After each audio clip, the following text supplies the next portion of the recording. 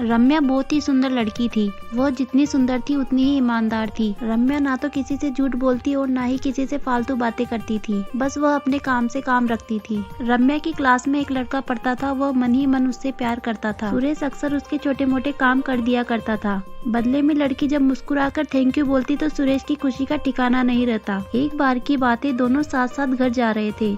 तभी जोरदार बारिश होने लगी। दोनों को एक पेड़ के नीचे रुकना पड़ा, जो कि बहुत छोटा था। पेड़ छोटा होने की वजह से बारिश की बूंदें छन-छन आकर के उन पर गिर रही थी। ऐसे में बारिश से बचने के लिए दोनों एक दूसरे के बेहद करीब आ गए। ऐसा लग रहा था कि जैसे बारिश की बूंदें उन दोनों को मिलाना चाह रही हो। रम्या को इतने करीब पाकर सुरेश अपने जज्बातों पर काबू न कर सका। उसने रम्या को प्रपोज कर दिया। रम्या भी मन ही मन उसको प्यार करती थी। सुरेश के प्रपोजल को उसने एक्सेप्ट कर लिया। दोनों ने एक दूसरे को आई लव यू बोला और इस तरह से दोनों का प्यार परवान चढ़ने लगा। दोस्तों, एक बार की बात है, रम्या उसी पेड़ के नीचे खड़ी होकर सुरेश का इंतजार कर रही थी। सुरेश बहुत देर से लौटा। उसे देखकर रम्या नाराज हो गई और बोली, अरे तुम इतनी देर से क्यों आए?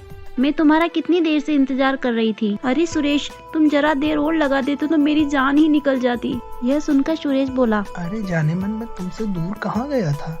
मैं तो तुम्हारे दिल में ही रहता हूँ। यकीन ना हो तो अपने दिल से पूछ लो। सुरेश की इस प्यारी सी बात को सुनकर रम्या अपना सारा गुस्सा भूल गई और वह दौड़कर उसके गले लिपट गई। एक दिन सुरेश और रम्या बगीचे में बैठकर बातें कर रहे थे। सुरेश और रम्या दोनों बाहों में बाहें डालकर बातें कर रहे थे। तभी रम्या ने सुरेश से कहा, जानू, अब तुम्हारी जुदाई मुझसे बर्दाश्त नहीं होती। मैं तुम्हारे बिना एक पल भी नहीं जी सकती। तुम्हारे बिना एक पल भी मुझे 100 साल के बराबर लगता है। तुम मुझसे जल्दी ही शादी कर लो, नहीं तो मैं तुम्हारी याद में, तुम्हारे प्यार में मर जाऊंगी। रम्या की बात सुनकर सुरेश ने उसके मुंह पर हाथ रख दिया और बोला, रम्या, तुम्हें मेरी कसम, तुम ऐसी बातें मत किया करो।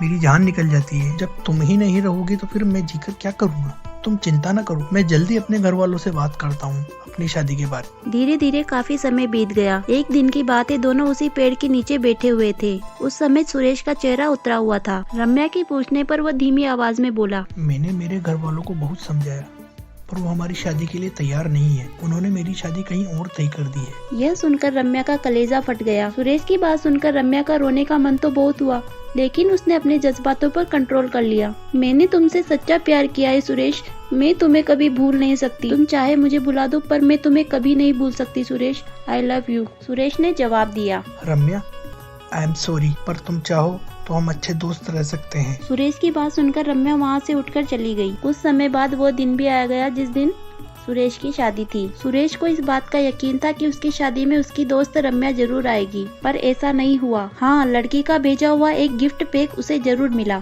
सुरेश ने जैसे ही उस गिफ्ट को खोला तो उस गिफ्ट को देखकर वो दंग रह गया, क्योंकि गिफ्ट पैक में और कुछ नहीं, खून से लथपथ लड़की का दिल रखा हुआ था और साथ ही में एक चिट्ठी थी जिसमें लिखा हुआ था, अरे पागल, अपना दिल तो लेते जा, वरना अपनी पत्नी को क्या देगा।